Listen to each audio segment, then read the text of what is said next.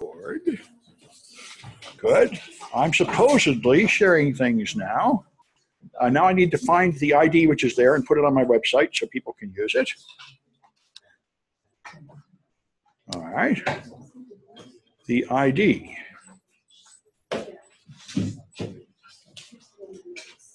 is 786-278-109. All right. Send that up to the web. There's got to be a better way. But this is the only way I've got available right now. All right.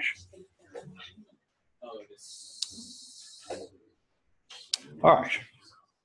Theoretically, people can find the right ID by refreshing the 141 page. We'll see if anybody figures that out today or not. Somebody was joining. I hope it's just Dylan testing it. I hope there isn't some point. There was a call-in and somebody else. Okay, well, if you can figure out any way to help them get in, that would be good. Maybe I need to, but this is a little less of a complete mess than it was last time I tried it. By next week, I may be good at this. Anyway, so let's, we should be back on. Let me just carry on with this stuff. Okay, so like I said, China controls Bitcoins. Not that anybody planned it that way. And by the way, the Chinese government doesn't really want to, and they don't really know what they're doing. It's just that it happened to be that way. So here's the Bitcoin mining in China. That's how much is mined in China compared to everything else.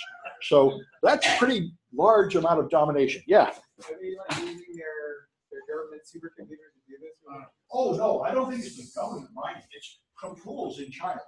Subsidized electricity, right? Yeah, it's just there's some people that set up some specialized supercomputers in China, and they got a lot of electricity cheap from the local power plant and started doing it. And then the government of China is just sort of baffled like the US government, not quite sure what to say or do about it.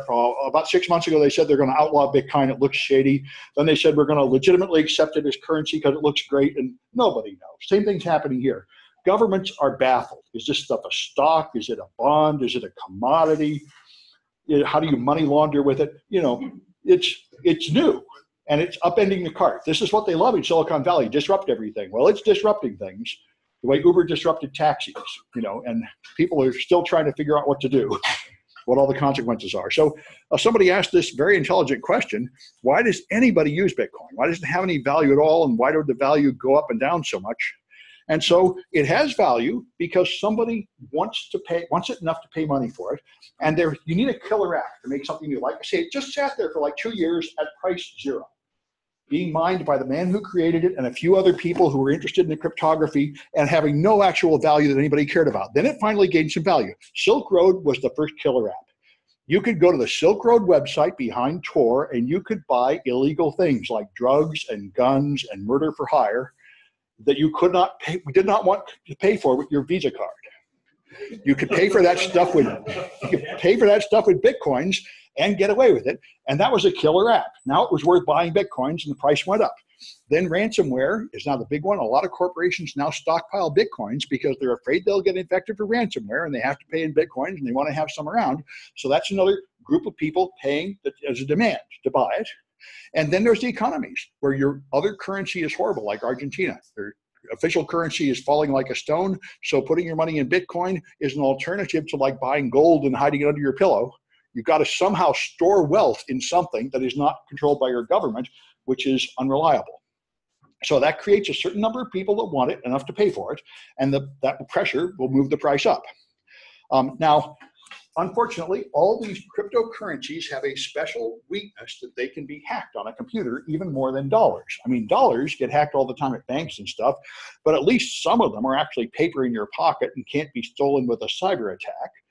And Bitcoin, none of it is really in your pocket, except for the very small number of people who understand how to store it offline, which you'll be doing in the project. And then, so there have been a lot of hacks. Now, you may remember that video said, we can make a company that's entirely online. And this was done. Ethereum is the #2 cryptocurrency in the world by capitalization. Ethereum was designed to permit something more complicated than Bitcoin. Bitcoin was only intended to be a store of value and a medium of exchange like money. And there's a little bit of extra space in the block where you can put something like a comment. But Ethereum was intended not so much to be a store of value as to be a computing platform. You can process code in the block. And then there's a blockchain.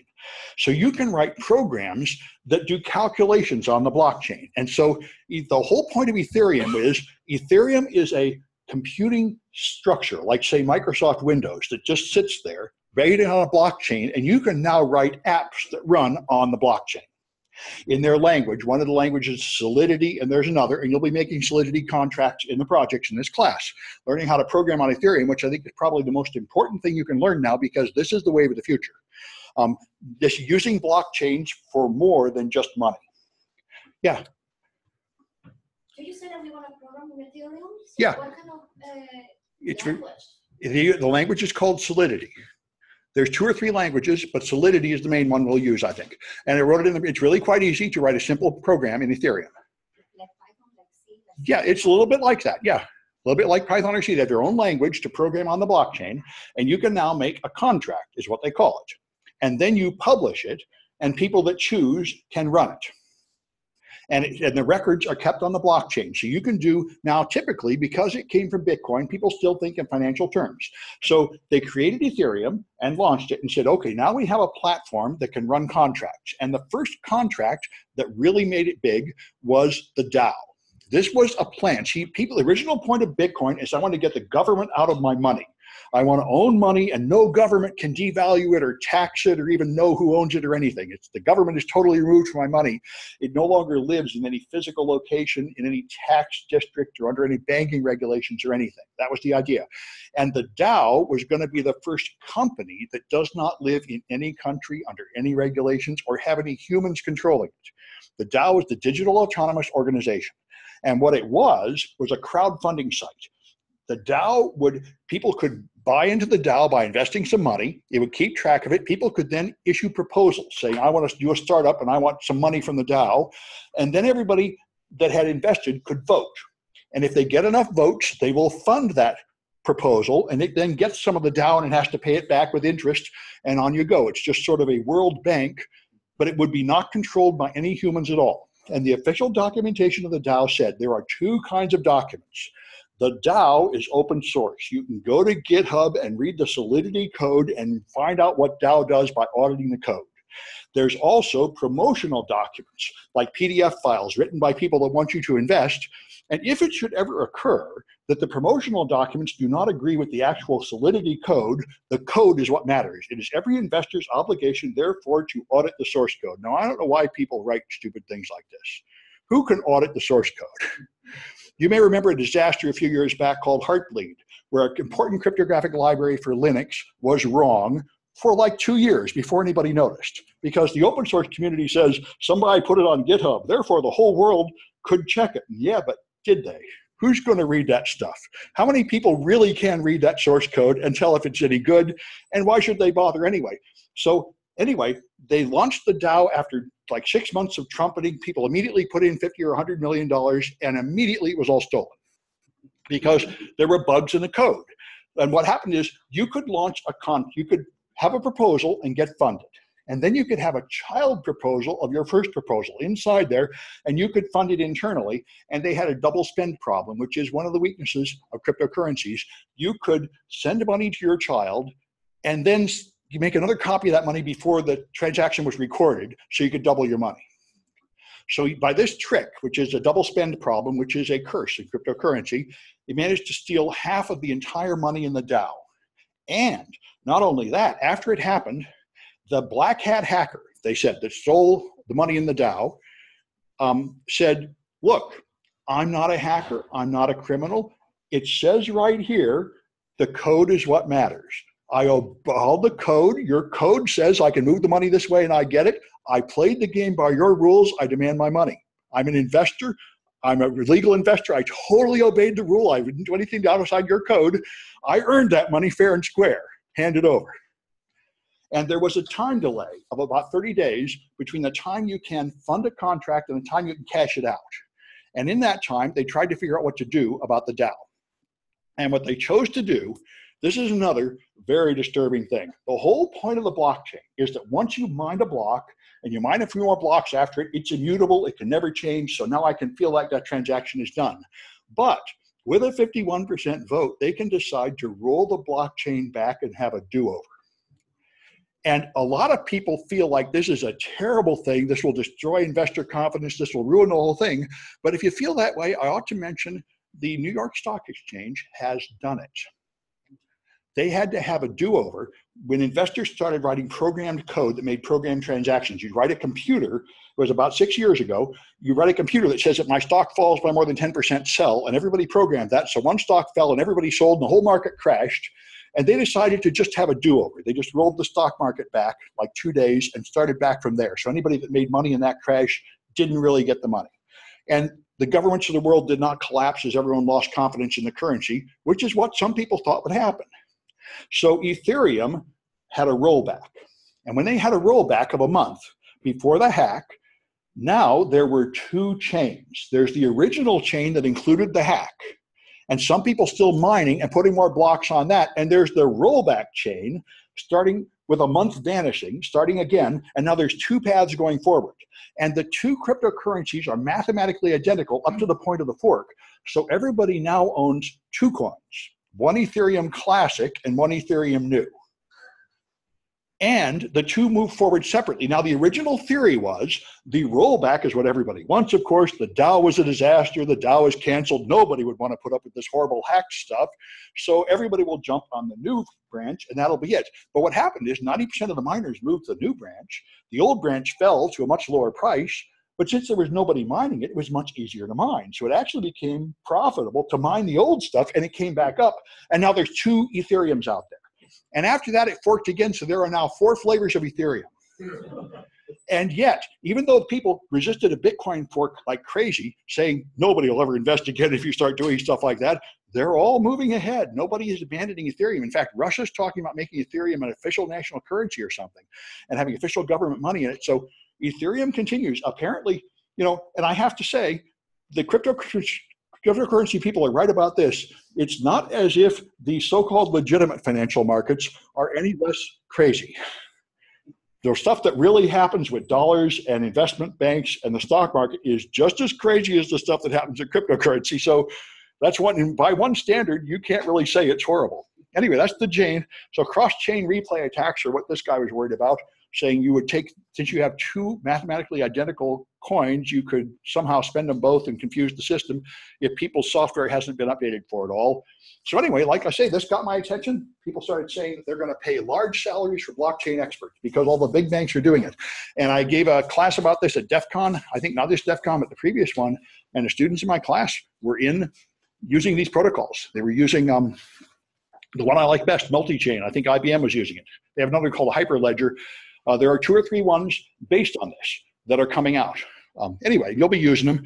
So blockchain is the fundamental technology that makes this work, where you have these blocks and they're signed, and it's very easy for anyone to verify that the whole block is intact by just checking the hash of the last block. That means that all the rest, all the way back, are trustworthy. And that means you don't have to have a trusted third party to have a transaction. You can send money to somebody in China with Bitcoin, and the money goes there. And even though you don't have anybody you trust in the middle, like Visa or the US government or anything, they can't lie because it gets in the block and it can't be altered. And that's what's making a lot of people get interested. If you want to do a financial transaction with somebody you do not trust, and you don't want to involve a third party that you trust, you can do that with a blockchain. That's the idea. And that is a killer feature that could be exploited.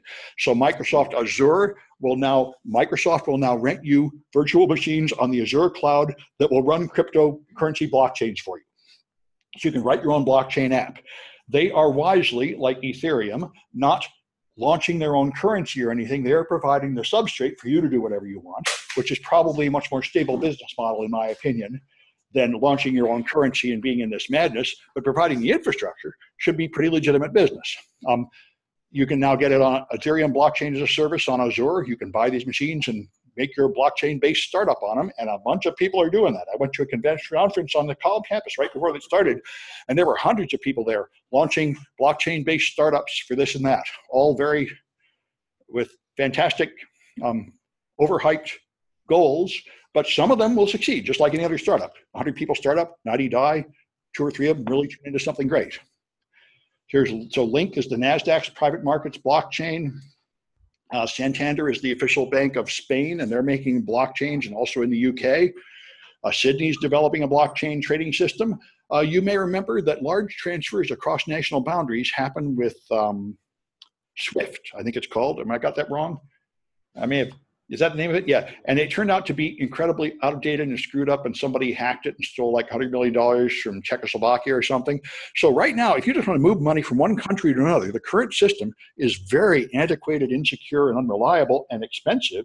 So putting it in Bitcoin at this end and taking it out of Bitcoin at the other end is a pretty good alternative. And people have figured this out, that using blockchains, you could make much more efficient and safe ways to move money around the globe. So anyway, here's, like, you've seen this before. This is a thing from your book, How Bitcoin Works. You've got these blocks piling up. People all over the world mine blocks. They tell the other miners, everybody checks and makes sure they're right. And you've got your transactions mined. There are private keys. It uses public key cryptography. So every bit of Bitcoin you have a private key and a public key. And to make your money safe, you take the private key off the cloud and put it in your own possession. But that is what these currency exchanges typically don't do by default, because normal people can't understand it. So they held your private key, and that's how the banker could steal all your money. But you could hold the private key yourself, and then nobody can steal the money. The problem is then you have to not lose that key. And there was a guy who was an early miner back when it was worth nothing. And then Bitcoin went up, and then he said, hey, I mined some Bitcoin. I wonder how much I had. I had like, 1,000, 10,000 Bitcoins back when they were worth nothing. Right now they're worth a pile of money. And he found out those were in the hard drives he threw away last month. And it's in the dump somewhere, and they're just gone, gone, gone. Bitcoins, if you lose the private key, that coins are just gone forever. That's it. That's the problem. That's why the exchanges don't tell people to hold your keys offline. It's a problem. So it's just like cash. So here's the transaction. Every time you do a transaction, you have an input. You sign it with your private key. So you say, I really agree to spend some money. You send some money to Bob and some money back to you as change. And you typically make it so this money plus that money is a little bit less than this. And the missing amount is the tip for the miner. So you have $100, you send 50 to Bob, you get 47 change and $3 as a tip. And that tip is what encourages a miner to actually include this in the next block. And if you don't include the tip, the miners may or may not mine it. You might be waiting a long time for your transaction to be finalized. Yeah. How do they settle disputes? The miners do have a system in case two people claim to mine the same block. And I'm not sure about what other disputes, but there are, in fact, Reddit forums and IRC forums and developer forums and GitHubs where people argue stuff. And there's a series of Bitcoin improvement proposals, which are where people make supposed improvements. And there have been about 12 improvements in Bitcoin that were accepted. So there's an online community where people argue with things. But ultimately, it's all done by the blockchain. If you have anything you want to change, like when they decided, at one point, Bitcoin forked accidentally. They made like version 8 that turned out to be incompatible with version 7, so it split and there were 2 chains. And they had a big argument, and the guy that made the most money with version 8 voluntarily agreed to give up and roll it back a couple of days and kill this chain and stick with the other one. That's what did not happen with Ethereum. It forked, and both forks went ahead because nobody was willing to agree to go back. But if the miners all agree onto something, then that's what happens. The miners control it. And so that's ultimately the answer. The miners argue, and whatever they decide goes. And for Bitcoin, that means whatever happens in China goes, because they have enough miners to outvote everybody else, which is exactly what it was not supposed to be like. So that's the game. Everything is signed with the SHA-256. It's actually the SHA-256 of a SHA-256. Don't ask me why. But anyway, the hash has to start right now with 69 blocks of 0. The difficulty is adjusted periodically, so it matches whatever the fastest computers on Earth are. That's the point. It's adjusted to make sure that even the fastest computer in the world, well, the fastest miner, they adjust the difficulty so it takes about 10 minutes to mine a block. So this is another very unfortunate thing about Bitcoin from viewpoint of transactions. If you want to sell somebody a car for Bitcoin and they give you the money, you don't really have the money for an hour. because people don't regard a block as immutable until it's been mined. It's not of any value until it's been mined, and it's not immutable by tradition until there are 6 blocks mined on top of it. So if everything's working properly, it would be an hour later. So buying a cup of coffee with Bitcoin is arguably unwise. However, what people do is they just let the transaction go through for a small value and accept some risk, because very few transactions, in fact, are forged and double spent and fail to be mined. But there are some. You can see the double spins at blockchain.info. There's a small percentage of them that do go through. So it's important. Like I say, the point of this is a bunch of early adopters who were sort of nuts or had some shady intentions chose to invest in their time and money and programming power and CPUs in this thing to see if it worked, and it worked. And they proved that blockchains really work by so that's the game. So Satoshi Nakamoto invented this thing in 2009. This was his plan to have fiat money that would not be controlled by any government. The mathematical structure is a Merkle tree, which was this plan where you have blocks and then you put the hash down here. So verifying hashes at the bottom prove that that whole chain is correct, although Bitcoin uses just a chain. It doesn't spread out like this tree. It's just block after block piling up. IOTA is actually a tree spreading out like this. That's a new one. But Bitcoin uses a chain, and so does Ethereum. Just one line of blocks, except for when it forks, which kind of fouls up the whole thing. So a block is a ledger of transactions. Every computer can choose to have the entire blockchain, which is about 50 or 60 gigabytes now. That is the whole blockchain of the whole thing. And every miner needs the whole blockchain. So there are thousands or millions of copies of the whole blockchain, and that's what makes it secure. You can't lie about the blockchain because everybody has their own copy of it, and they can totally see that you're lying. That's the game here. And so they call this proof of work, where you have to be the fastest computer in the world by getting 69 zeros. That's how you prove that you're not just a frivolous person. You're a serious contender in the space that has worked hard enough to have the fastest computer on earth doing this. The Genesis block is here, and the Genesis block started the whole thing off. And you have a thing called the Coinbase. Now, the Coinbase is the hash that came from the previous block, but the first block doesn't come from anything, so he can just put a comment down here. And what he did down here was he put a headline from the London Times, January 2009, Chancellor on brink of second bailout for banks, which is where he made a permanent record of why Bitcoin exists. That's what motivated the person who did this to do it. He was very unhappy with the government bailouts of banks. And he wanted to make sure that nobody could ever do that again if you use this magic currency. So there it is, the Times, the Coinbase of the first block, permanently enshrined in all of Bitcoin, is its political reason to exist. So now there's a problem with Bitcoin. Bitcoin was designed to have a 1 megabyte block limit.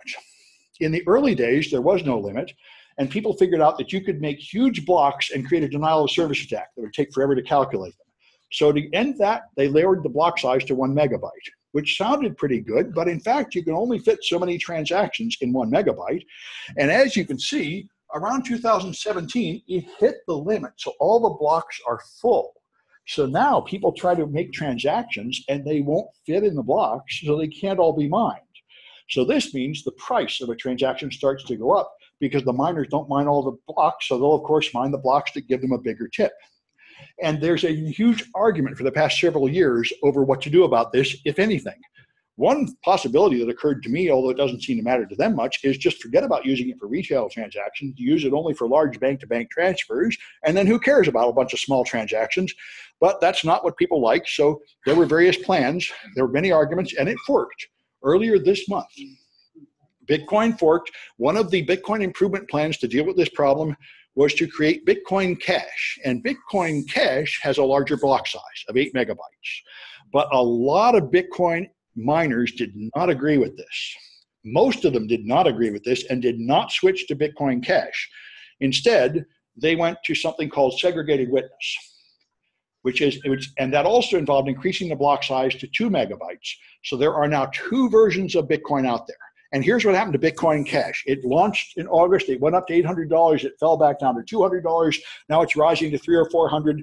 As people try to figure out whether it's worth anything, this is the new version of Bitcoin with a larger block size, which the enthusiasts hoped this would take over the whole blockchain, but in fact, they turned out to be a small minority, and most people stick with standard ordinary Bitcoin. Anyway, here's Ethereum, how it grew.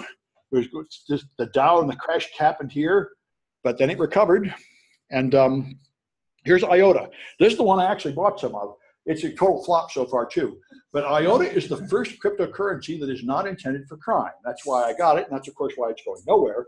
But IOTA actually has legitimate reason to exist. All the rest of these are very thin veneers over investing in crime, and that bothers me.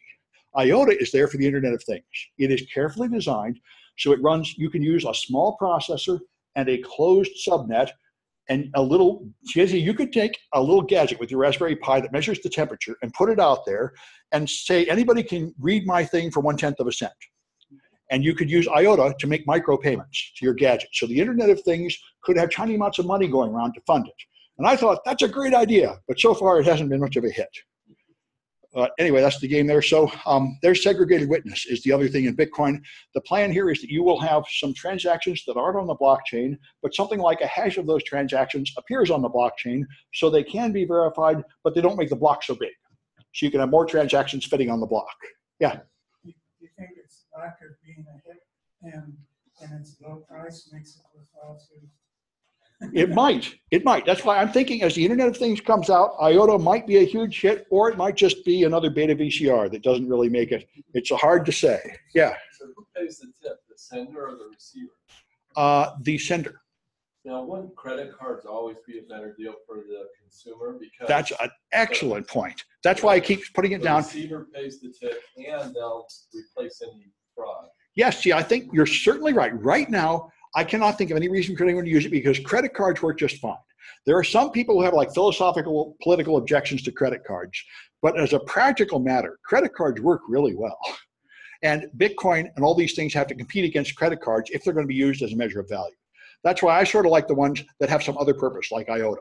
It does something a credit card really can't do. If I want to pay 1/10 of a cent every 10 seconds to something, credit cards are not there for me. And that's the reason why you might need it. These other ones, the only real reason is because it's illegal in some way. Why else wouldn't you just use a credit card? Anyway, so that's the game. Another application is the one they mentioned at the start of that video is blockchain voting. A couple of times in America, there's been an election and then people are not sure who won. And they're trying to dig up the boxes of paper and count the ballots again and everything else. And you could totally have the voting counted in a blockchain. And then every political party and every candidate and every person who cares could have the whole blockchain and they could go check and see who won.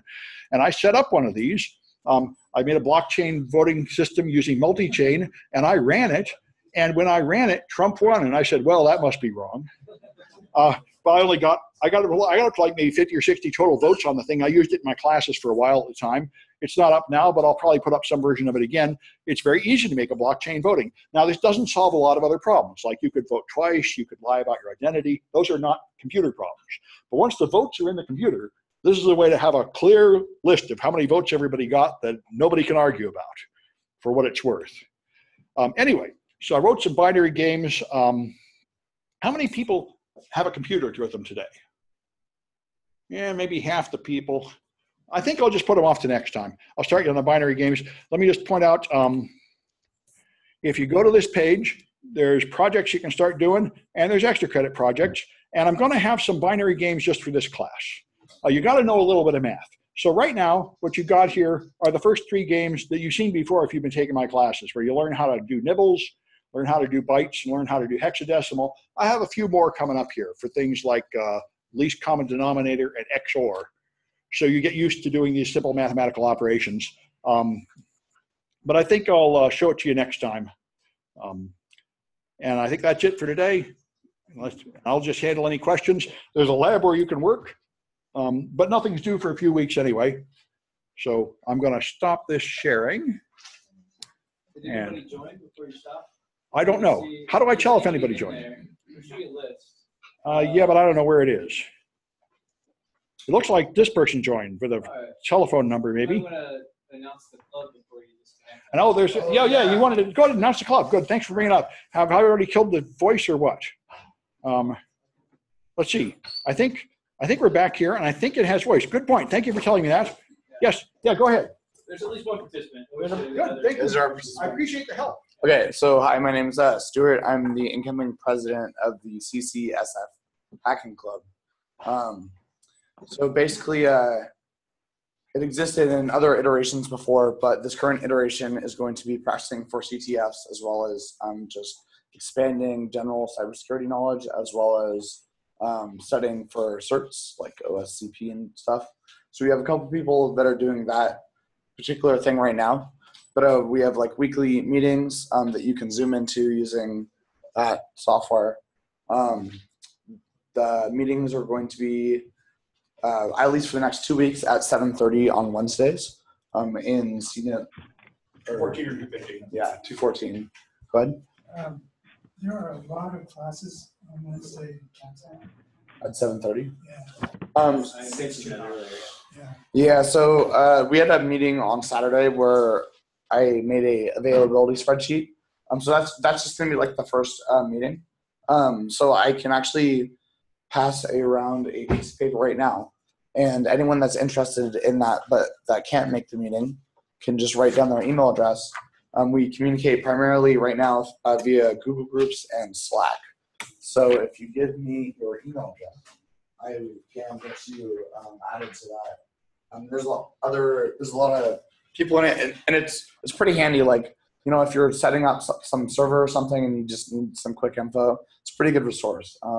It kind of, you know, we don't have any campus housing here, right? So there's not very many like community-oriented things, right? And this is like one way that we can build a community, especially because we're all studying the same thing. And I mentioned earlier, I just want to say it again, these guys have impressive contacts. They brought in a guy that analyzed the DNC hack and found out it was the Russians. I didn't do that. I didn't know the guy. They do. These guys are pretty impressive. So you're not wasting your time at that club meeting. So yeah, if anyone has any questions, I'd be happy to answer them. If not, see you in the lab. What time are the meetings on Saturday? 7:30, right? 7:30 Wednesday right now. Yeah, 7:30 Wednesday right now. We're sort of, basically what I'm going to do is I'm going to send out an email to everyone that's involved with a Google Doc on it, right? And on the Google Doc, you just write your name and your kind of your availability, what evenings would work for you, whatever. And so like after I get a solid data set, after like 2 weeks of that going around all the classes, we'll have like a discussion on one of our communications platforms and figure out the plan for the meeting times, etc. for the upcoming semester. Do you have like a web page or something? I don't think they have a web page No. yet, We don't. but they have a Google group and a Slack channel. So put your email in there and there'll be there's some a way to piece get of it. paper right there going around. Okay. To participate in the Western, in the. Rich CCDC. We Yeah. meet Saturdays at 1 o'clock. Do we need to do register in the IT security basic access class? No. It would be recommended but not required.